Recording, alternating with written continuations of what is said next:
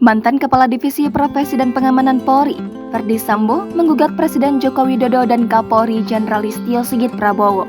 Gugatan tersebut dilayangkan terdakwa pembunuhan berencana terhadap Brigadir Nofriansah Yosua Huta Barat karena tidak terima dipecat sebagai anggota Polri.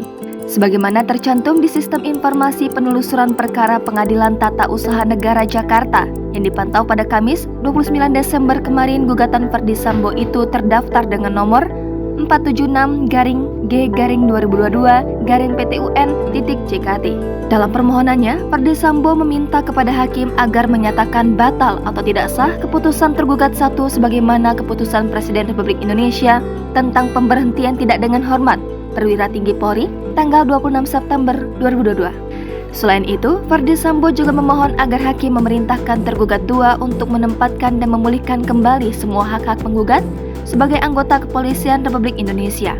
Permohonan lainnya adalah menghukum tergugat 1 dan tergugat 2 secara tanggung renteng untuk membayar biaya perkara yang timbul dalam perkara ini.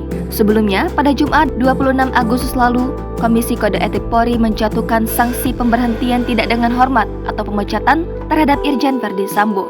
Pemecatan tersebut diputuskan karena yang bersangkutan melakukan pelanggaran berat Kode Etik Profesi Polri, yakni tindak pidana pembunuhan berencana terhadap ajudannya Yosua. Saat ini, Ferdy Sambo berstatus sebagai terdakwa dalam kasus pembunuhan berencana Yosua.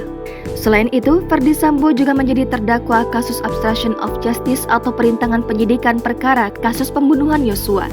Adapun dalam kasus Yosua, Ferdy Sambo didakwa melakukan pembunuhan berencana bersama Putri Chandrawati, Richard Eliezer, Ricky Rizal, dan Kuat Ma'ruf.